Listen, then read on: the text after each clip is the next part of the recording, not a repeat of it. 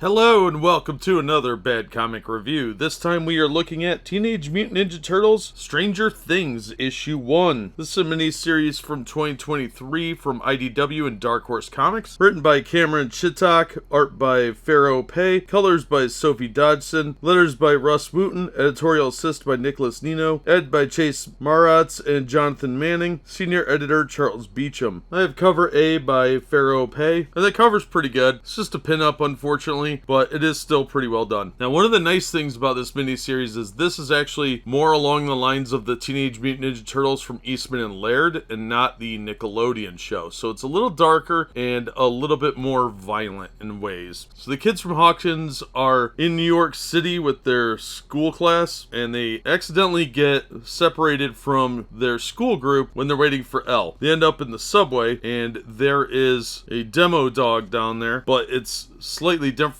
than what they're used to. Now, when these things are about to attack, the kids are rescued by the Teenage Mutant Ninja Turtles. And it turns out these junior demigorgons are in fact cybernetic, because they're not just regular demo dogs, which is like stage 2 or whatever of their development. They're actually part mouser as well. Now, there are other ones that are not encased in cybernetics that also attack them, but the turtles realize these kids know a lot more than they're saying, and they may be useful to helping to stop them, because they've run into Baxter Stockman before, who's supposed to be in jail, and they think maybe the kids can help. So they end up having to split up to check out some leads when Elle does her thing to try and locate Stockman, and it looks like Stockman is in fact not in jail and possibly trying to communicate. So we're left with a cliffhanger ending that does not look like it's going to go well for about half the team. Overall though, I actually thought this was a really fun story. Usually these Stranger Things tie-ins are really boring and kind of lame and have no sense of peril or adventure. This one actually did have that, and I thought it captured the personalities of the characters pretty well. I'm not a giant fan of the way the humans are drawn in this. It definitely has an anime manga influence, but the static images are sometimes really, really good. The monsters look really good, and the turtles look great. So it's a bit of a mixed bag. I would like to see this artist do all turtle stuff, like a Teenage Mutant Ninja Turtle miniseries where there's not very many humans, other than like foot soldiers or something. I think that would be very interesting. And the book doesn't treat you like you're stupid. It does assume you've seen at least one season of Stranger Things, probably season 2 and 3, but you definitely only would need to watch a couple of episodes to get kind of the gist of what they're going for here and the various things that are related to it. So I thought this was surprisingly fun, and I'm looking forward to reading issue 2. There are some fun nerd references, and it is very fast-paced. So if you are a fan of the Teenage Mutant Ninja Turtles or Stranger Things, or both, then this will be for you. Like I said, I was very impressed because most of the Stranger Things books that I've looked at have been total trash or boring. This is the exact opposite. This is actually really fun. So that's going to do it for this one. Thank you so much for listening and supporting the channel. If you enjoyed the video, please hit the like button and don't forget to subscribe so you don't miss future reviews. If you'd like to help the channel out in other ways, links are in the description to various support methods. And as always, we hope to see you on the next one.